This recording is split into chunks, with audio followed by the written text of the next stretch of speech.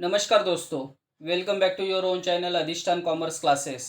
आज के वीडियो का हमारा सब्जेक्ट है organisation of commerce and management, second chapter trade. And आज के वीडियो में हम डिस्कस करेंगे international trade in which export trade. तो चलिए जल्दी से शुरू करते हैं आज के वीडियो को। International trade in ancient India, international trade was conducted for various quality products like silk, handloom, ornaments, weapons etcetera. मतलब एंशियंट टाइम में जो इंटरनेशनल ट्रेड होता था वो खास करके क्वालिटी प्रोडक्ट्स के लिए होता था, सिल्क, हैंडलूम, ऑर्नामेंट्स, वेपन्स, ऐसे प्रोडक्ट के लिए। When the trade activities are conducted between two और more countries, it is called international trade. मतलब दो या दो से ज़्यादा देशों में जब ट्रेड होता है तो उसको हम इंटरनेशनल ट्रेड कहते हैं।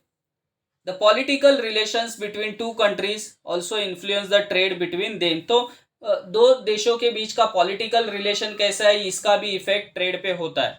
International trade procedure is always complex, difficult and lengthy. So international trade का जो प्रोसीजर होता है वो ऑलवेज कॉम्प्लेक्स प्रोसीजर होता है, डिफिकल्ट होता है और लेंदी प्रोसेस होता है। ये various factors like government policies, economy, international market, international laws, currency, ये सभी फैक्टर्स का इफेक्ट इंटरनेशनल ट्रेड पे होता है। Influences the trade activity. Most economist globally agree the international trade ही helps to boost nation's wealth. So international trade से nation's wealth भी increase होता है। The consumer get variety of goods and services due to international trade. तो दोनों को फायदा है, कंज्यूमर्स को भी फायदा होता है, बिजनेस फर्म को भी फायदा होता है और देश को भी फायदा होता है। तो चलिए देखते हैं export trade. Export trade refers to sale of goods और सर्विसेज टू फॉरेन कंट्री। मतलब जब हमारा देश किसी दूसरे देश के कंट्री को गुड्स एक्सपोर्ट करता है, सेल करता है, तो उसको हम कहेंगे एक्सपोर्ट ट्रेड। फॉर एग्जाम्पल, अगर इंडिया ने अमेरिका के साथ या इंडिया ने अगर अमेरिका को गुड्स एक्सपोर्ट किया, सेल किया, तो हम कहेंगे कि एक्सपोर्ट ट्रेड हुआ है। So export trade refers to sale of goods and service to the foreign country. So export trade का क्या प्रोसीजर है हम देखेंगे। प्रोसीजर ऑफ एक्सपोर्ट ट्रेड, इसको चार पार्ट में डिवाइड किया है। पहला पार्ट है प्रिलिमिनरी स्टेज, मतलब रजिस्ट्रेशन कहाँ करना पड़ेगा, एजेंट्स अपॉइंट करने का जो स्टेज है, दैट इज प्रिलिमिनरी स्टेज। मतलब एक्सपोर्ट करने के पहला ये सब प्रिपरेशन करना पड़ेगा। प्री शिपमेंट स्टेज, मतलब गुड्स प्रोडक्शन से लेके गुड्स डॉक तक पहुंचाने का जो प्रोसेस है, that is pre shipment stage. Shipment stage में गुड्स डॉक में आने के बाद शिप पे जब चढ़ाए जाते हैं गुड्स, तो तभी तक का जो प्रोसीजर होता है उसको शिपमेंट स्टेज कहते हैं। एंड पोस्ट शिपमेंट स्टेज में एक बार गुड्स एक्सपोर्ट करने के बाद का जो प्रोसीजर है, that is called post shipment stage. तो चलिए एक एक पार्ट को हम डिटेल में देखते हैं। Export procedure, preliminary stage. First point है प्रिलिमिनरी स्टेज में registration. The exporter has to get himself registered with various authority. So exporter को खुद को रजिस्टर्ड करके लेना पड़ेगा। सो पहला रजिस्ट्रेशन किसके पास करना पड़ेगा, DGFT, director general of foreign trade के पास। क्यों? To get the IEC code, import export certificate number, जिसको हम आईईसी कोड बोलते हैं। मतलब सबसे पहला रजिस्ट्रेशन डीजीएफटी के पास इंपोर्ट एक्सपोर्ट कोड के लिए करना पड़ेगा। Then income tax authority to obtain permanent account number, PAN number लेना पड़ेगा इनकम टैक्स अथॉरिटी से। थर्ड है other auxiliaries, other authority like EPC, export promotion council and GST authority. Export promotion council जो होता है वो ऑलवेज एक्सपोर्टर को export करने में हेल्प करता है। So export promotion council and GST council, GST authority के पास आपको रजिस्ट्रेशन करना पड़ेगा। तो this is the basic procedure. Then next, appointment of agent. देखिए जब हम हमारे देश में बाइंग एंड सेलिंग करते हैं, ट्रेड करते हैं, तो हमें कस्टमर मिलना इजी होता है। बट किसी दूसरे देश के साथ जब हमें बिजनेस करना है, एक्सपोर्ट करना है, तो कस्टमर मिलना थोड़ा सा डिफिकल्ट होता है। सो इसके लिए हमें सेल्स रिप्रेजेंटेटिव बोलिए या एजेंट्स अपॉइंट करना जरूरी है, जो हमें ऑर्डर्स लाके दे सके। After registration the exporter appoints agents और sales representative abroad to to book orders. मतलब आपको एजेंट्स अपॉइंट करना पड़ेगा या सेल्स रिप्रेजेंटेटिव अपॉइंट करना पड़ेगा अगर आपको ऑर्डर्स चाहिए तो।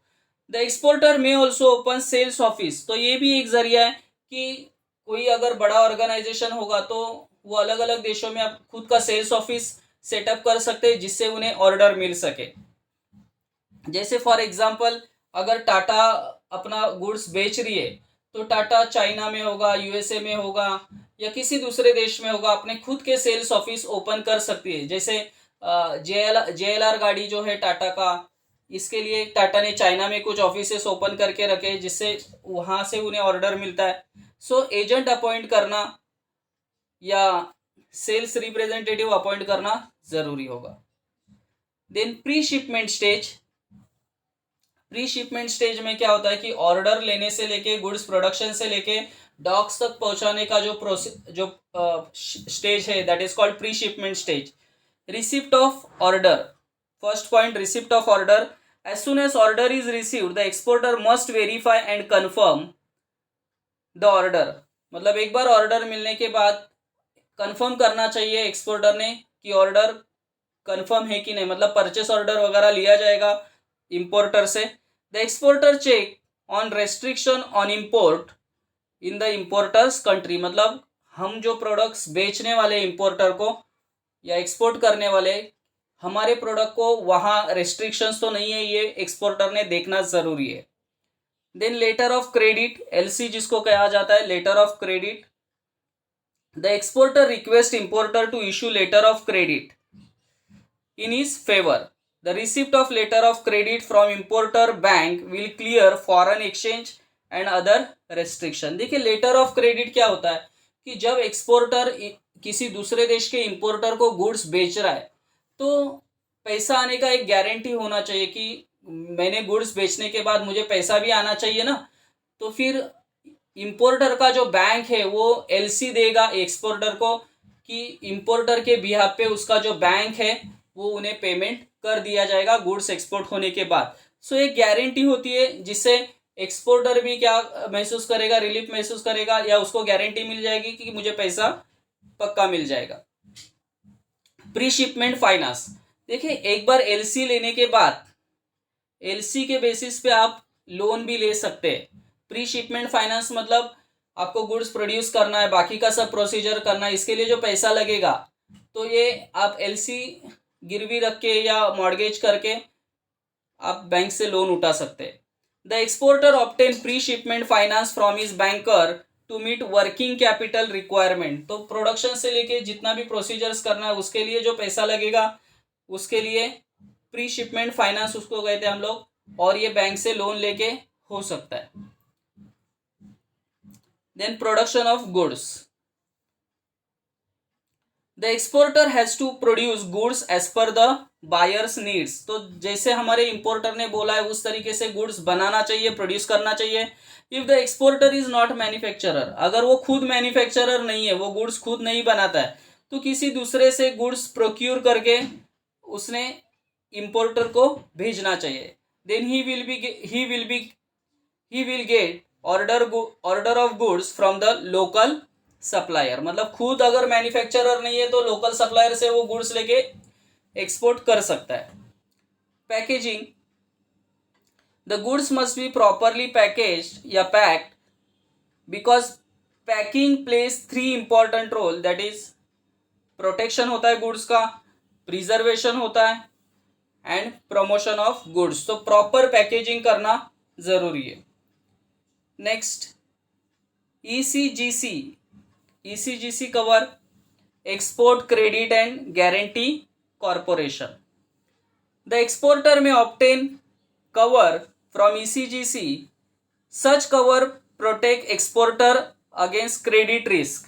तो ये मोस्ट इंपॉर्टेंट पॉइंट है, क्रेडिट रिस्क के अगेंस्ट में ECGC अगर आपने लिया होगा, ECGC क्रेडिट स्कीम लिया होगा तो आपको क्रेडिट रिस्क से बचा सकता है। जैसे if the importer fails to make a payment of the bill, the exporter can be covered from ECGC to the extent of 90% of the loss. मतलब सपोज आपने एक्सपोर्ट तो कर दिया, फिर एक्सपोर्ट करने के बाद हमें समझा कि अरे इंपोर्टर पैसा ही नहीं दे रहा है, बट आपने अगर ईसीजीसी कवर लिया होगा तो ईसीजीसी जो है वो आपको 90% तक आपका लॉस भर के दे सकती है। तो इसके लिए ईसीजीसी कवर लेना जरूरी है। जीएसटी का जो भी फॉर्मेलिटीज है, goods and service tax, the exporter needs to complete GST formalities regarding export trade. Marine insurance, the exporter has to, देखिए जब गुड्स एरोप्लेन से जा रहे हैं या शिप से जा रहे हैं, तो अगर शिप से जा रहे हैं तो मरीन इंश्योरेंस लेना जरूरी है।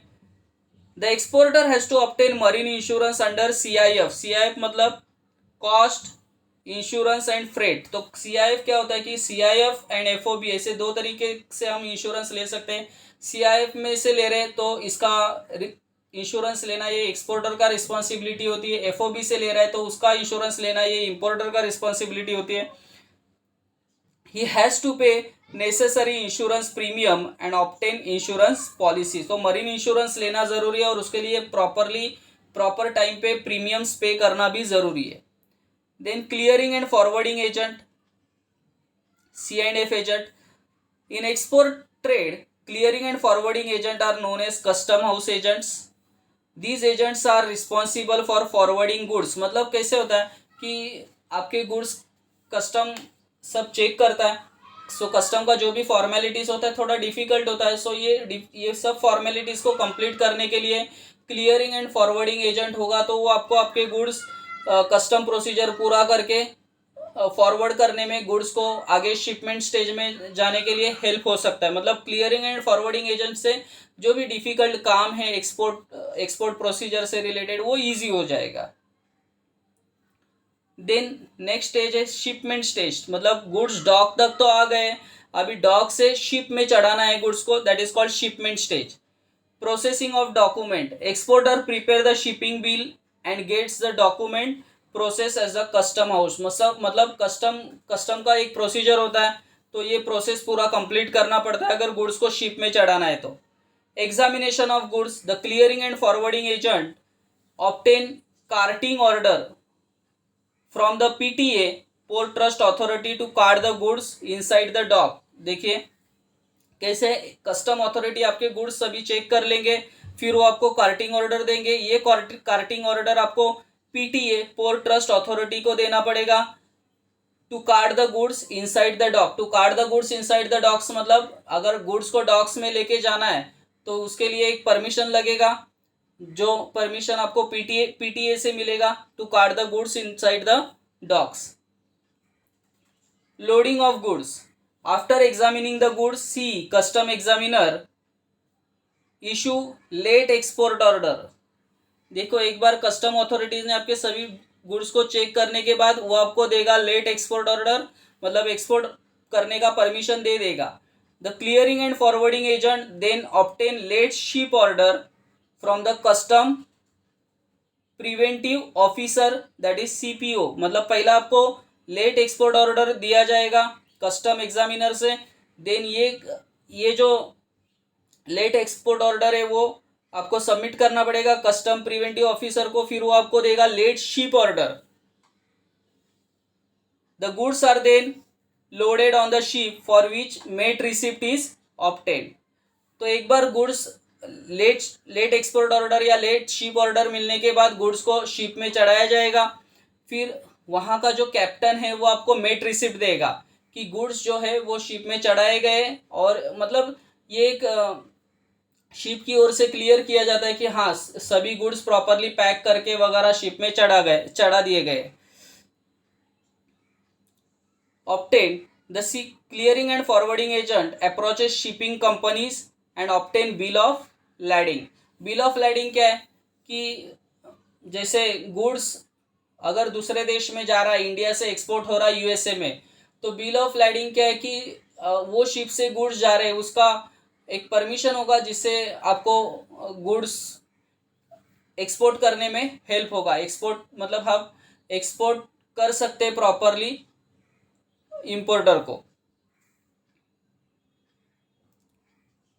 Then post shipment stage, shipment advice, देखिए पोस्ट शिपमेंट स्टेज क्या है कि अभी शिपमेंट हो गया है, मतलब गुड्स शिप से भेज दिए गए. So shipment advice, the exporter send shipment advice to the importer informing him about the dispatch of goods. मतलब एक्सपोर्टर इन्फॉर्म करेगा इम्पोर्टर को कि गुड्स यहाँ से क्या किए गए, डिस्पैच किए गए. You also send a copy of packing list, commercial invoice, non negotiable copy of loading along with the advice letters. तो सभी ये डॉक्यूमेंट वो इम्पोर्टर को भेज देगा और इम्पोर्टर को इन्फॉर्म कर देगा कि गुड्स शिपमेंट कर दिए गए. Presentation of document, the exporter submit all the necessary documents to the bank for negotiation and realisation of export proceed. मतलब अभी गुड्स तो भेज दिए गए, तो अभी जो भी डॉक्यूमेंट मिले कस्टम से वगैरह वो सब बैंक में प्रेजेंट कर देगा, क्योंकि रियलाइजेशन ऑफ पेमेंट मतलब जो गुड्स एक्सपोर्ट किए उसका पैसा आने के लिए बैंक के साथ एक्सपोर्टर कांटेक्ट करेगा. Realisation of export incentives, the exporter make arrangement to obtain export incentives from the concern authorities. तो देखिए हमारे देश में कैसे है कि हमारा जो गवर्नमेंट है वो एक्सपोर्ट को ज़्यादा प्रमोट करता है. मतलब आप अगर एक्सपोर्ट कर रहे हैं तो आपको देश हमारे गवर्नमेंट से बहुत सारा इंसेंटिव्स मिलते हैं. So the incentive include duty drawbacks है, duty refund of duty drawbacks, refund of GST if paid etcetera. मतलब जो आपने रॉ मटेरियल पे जो टैक्सेस पे किए, जीएसटी पे किया है, वो आपको वापस मिल जाएगा. सो इसके लिए आपको कंसर्न अथॉरिटी के साथ अप्रोच करना पड़ेगा. Follow up, exporter should always have follow up after export to find buyer's reaction towards the goods. मतलब गुड्स तो एक्सपोर्ट कर दिए, अभी बायर का रिएक्शन क्या है ये भी जानना ज़रूरी है. बायर को हमारे गुड्स पसंद आए कि नहीं आए ये भी जानना ज़रूरी है, फॉलो अप लेना ज़रूरी है. So that is the export procedure. So I hope दोस्तों ये सभी पॉइंट्स आपको क्लियरली समझे होंगे. मेरे एफर्ट्स आपको पसंद आए तो प्लीज़ लाइक करना, दोस्तों के साथ शेयर करना, अधिष्ठान कॉमर्स क्लासेस इस चैनल को सब्सक्राइब करना. That's it, thank you very much दोस्तों. फिर मिलते हैं नेक्स्ट वीडियो में, तब तक के लिए बाय बाय.